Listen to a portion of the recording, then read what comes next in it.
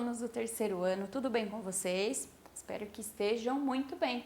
Eu sou a professora Sueli. Hoje nós vamos estudar a aula número 81 da disciplina de língua portuguesa. Lembrando sempre que para você fazer as anotações durante a nossa aula é importante que você esteja com o seu material, caderno, lápis e borracha, para deixar tudo sempre organizadinho no seu caderno, ok? Hoje então nós vamos ver sobre gêneros textuais. Nós vamos comparar alguns gêneros textuais que nós já estudamos. Então nós vamos relembrar eles e também vamos comparar o que tem de parecido e o que tem de diferente entre eles. Então nós vamos fazer comparações entre textos informativos, notícias e entrevistas. Os objetivos da nossa aula: conceituar os gêneros textuais informativos, notícias e entrevistas. Comparar diferentes gêneros textuais. Identificar a ideia central de cada tipo de gênero textual, demonstrando compreensão global. E diferenciar os gêneros informativo, notícia e entrevista, apontando então as semelhanças e as diferenças entre eles. Então, os textos informativos. Quais são as características desse tipo de texto? Ele informa fatos, que são acontecimentos verdadeiros ao leitor. Tem um texto objetivo e linguagem clara para ser facilmente compreendida pelo leitor. Então, o texto informativo, ele sempre vai trazer acontecimentos verdadeiros, notícias, ok? Algo que aconteceu, diferente de fábulas, histórias em quadrinhos, contos de fadas, né, que são histórias inventadas e tudo mais.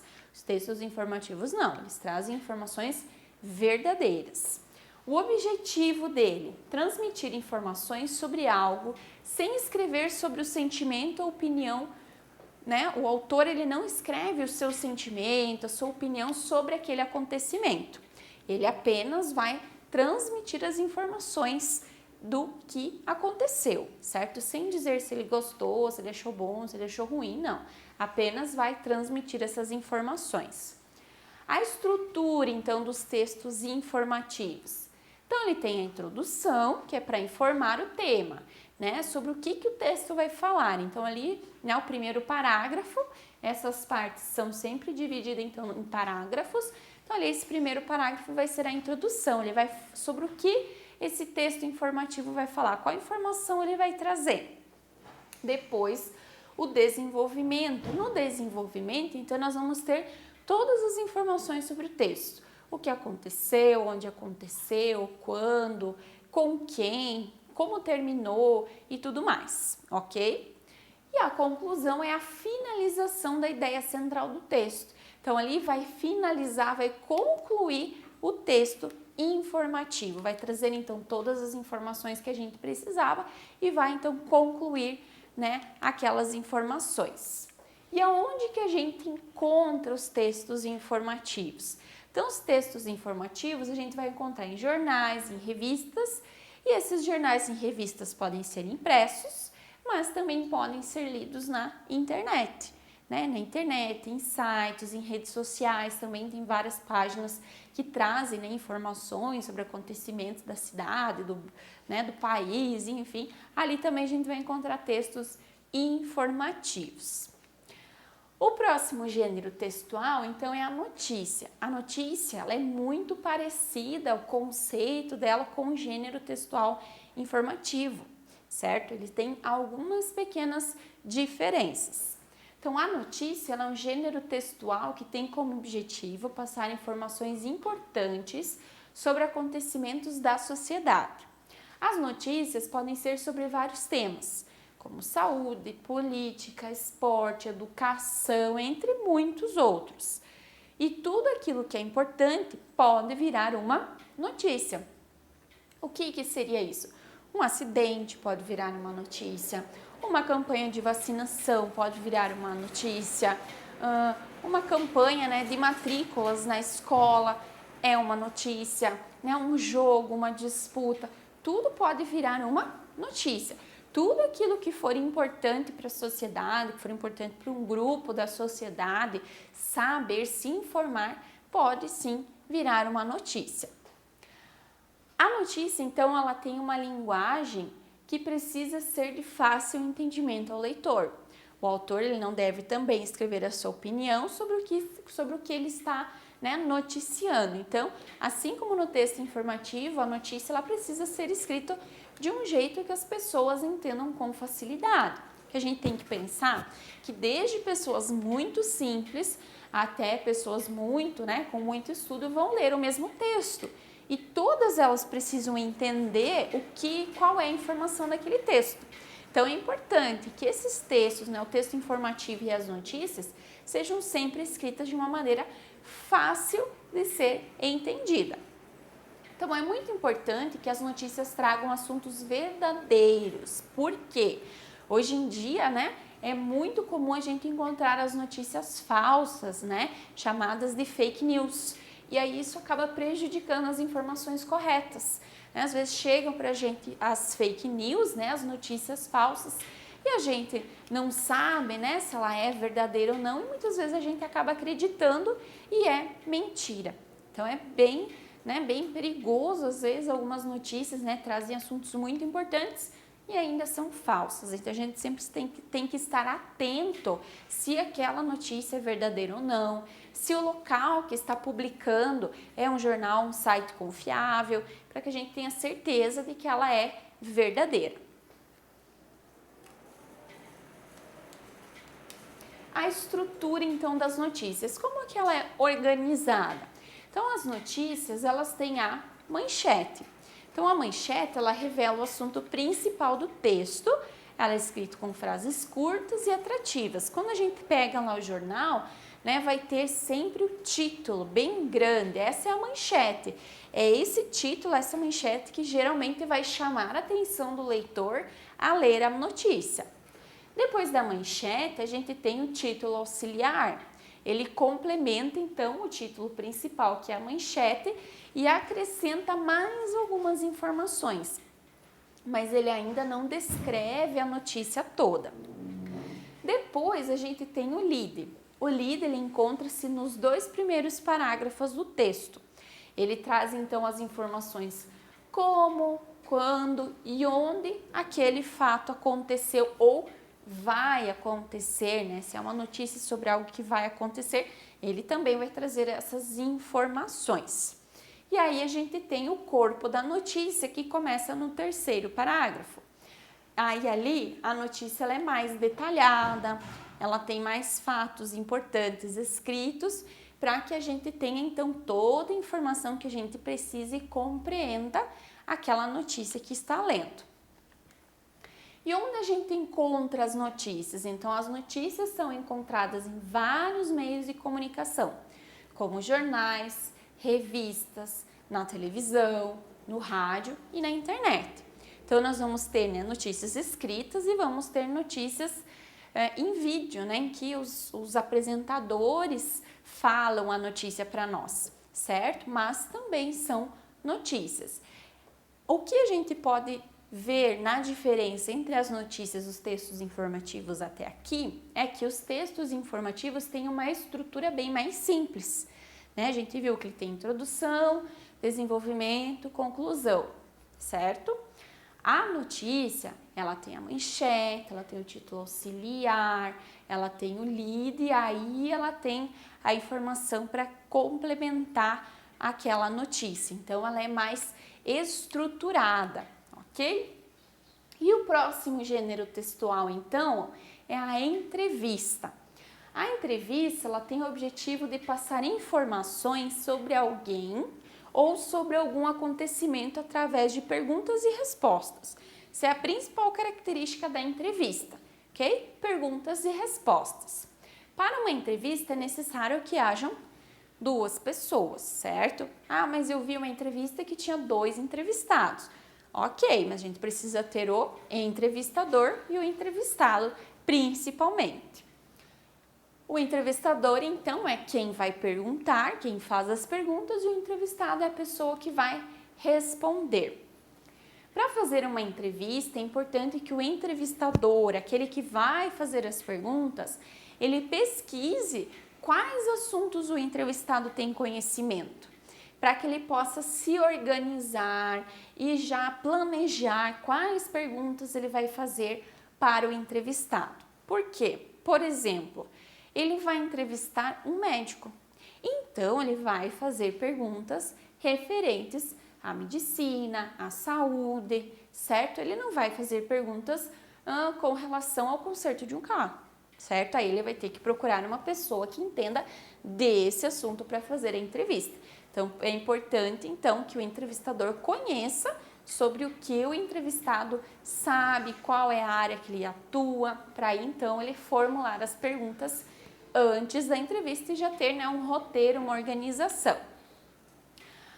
A estrutura da entrevista. Então, a entrevista, quando é escrita, ela tem também a manchete e o título, a apresentação do tema e do entrevistado. Então, por exemplo, vamos conversar com o Dr. João sobre cuidados do coronavírus. Enfim, é a manchete, a apresentação do tema e do entrevistado.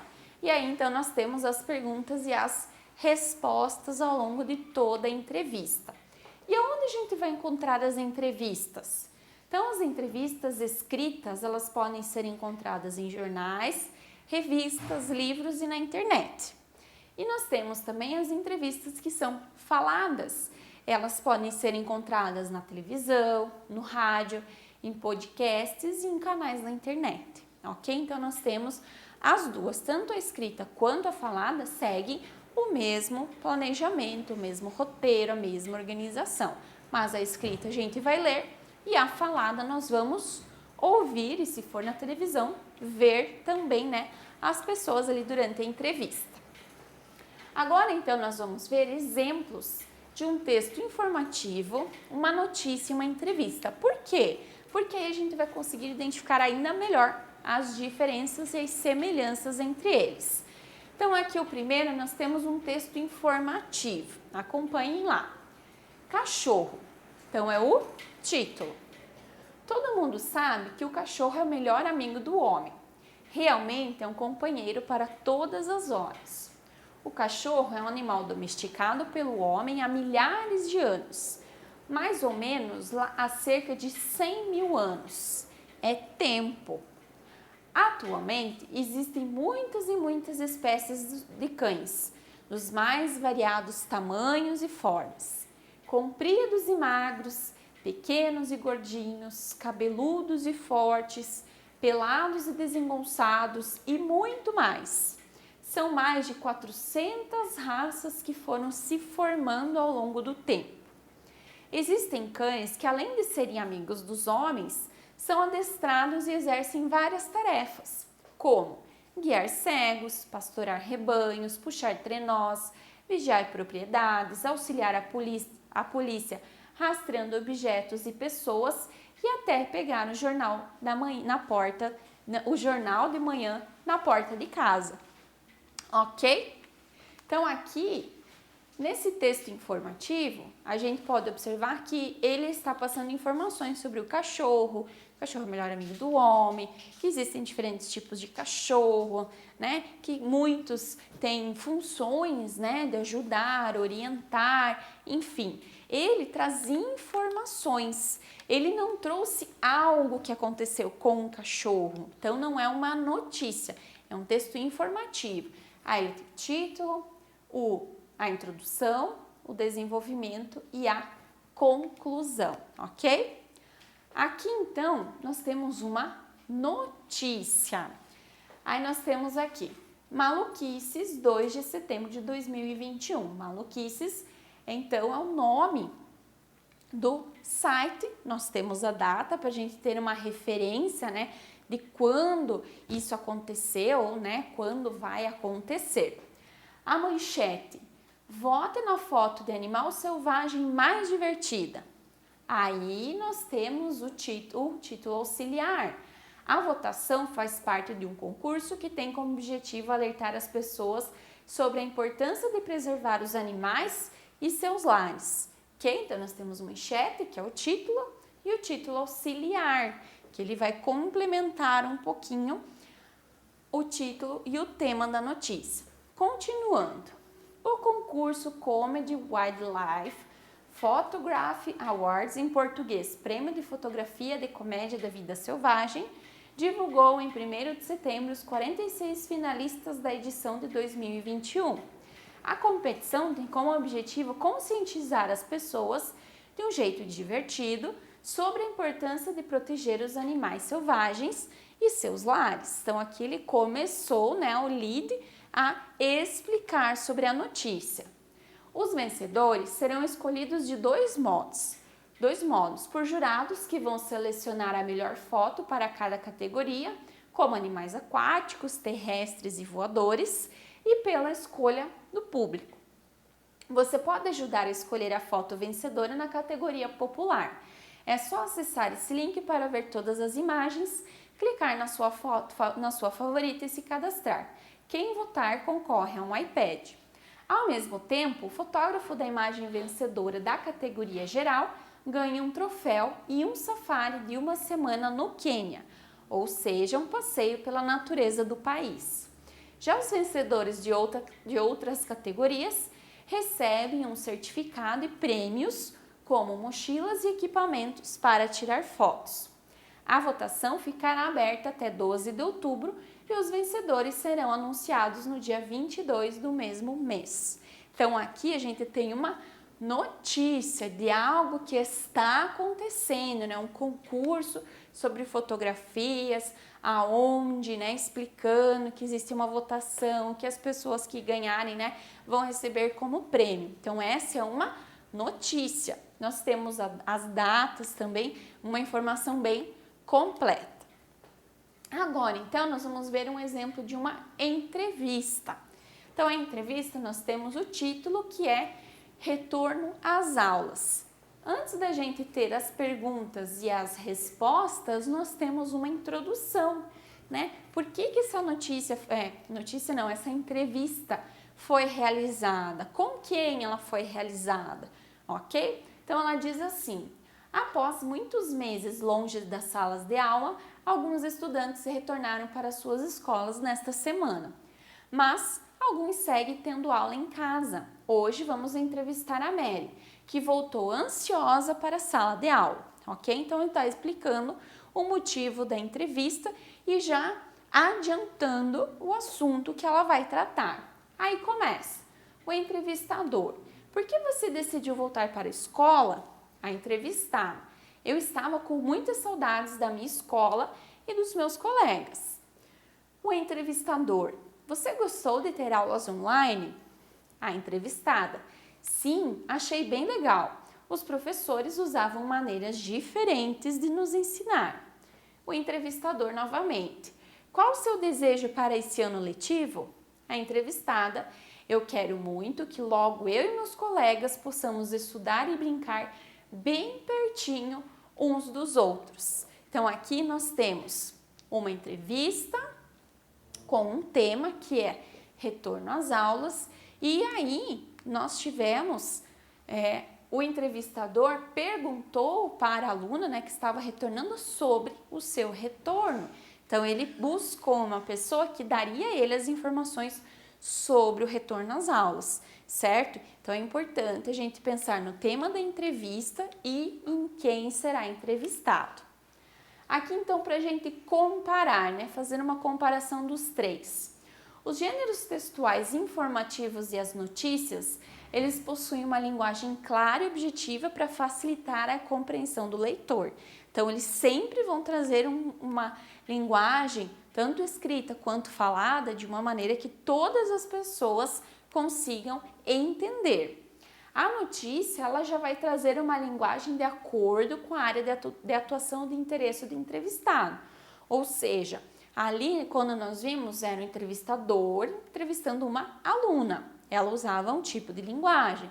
Se fosse, por exemplo, ele entrevistando um médico sobre algum tipo de doença, de tratamento, o médico iria usar a linguagem sobre a profissão dele. Então, talvez ele usaria termos, nome de remédios, nome de doenças, tratamentos que muitas pessoas não entenderiam. Então, aí na entrevista, a linguagem vai ser sempre de acordo com a área do entrevistado.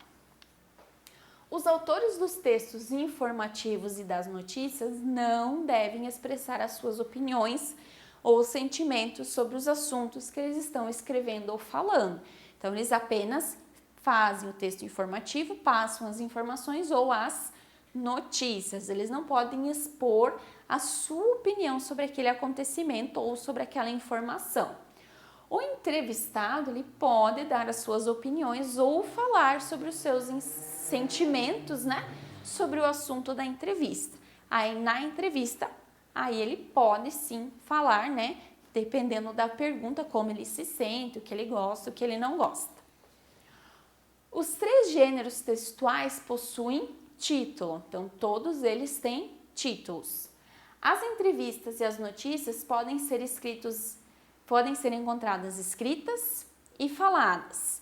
Os textos informativos, eles são escritos na grande maioria das vezes, ok? Então, alguns a gente pode encontrar falados, mas a maioria serão escritos, ok? Muito bem, pessoal. Então, na nossa aula hoje a gente relembrou, né, esses 3 gêneros textuais que a gente estudou separadamente, né, nas aulas anteriores.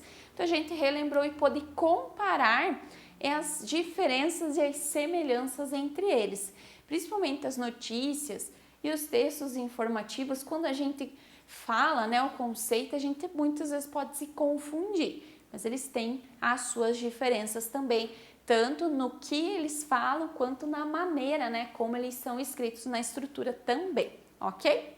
Muito bem, espero que vocês tenham gostado. Se ficou alguma dúvida, leiam os nossos slides novamente, assistam nossa aula novamente com bastante atenção, façam as anotações quando vocês acharem necessário e depois não se esqueçam de realizar a atividade com bastante atenção e bastante capricho, ok? Vejo vocês então na nossa próxima aula e até mais!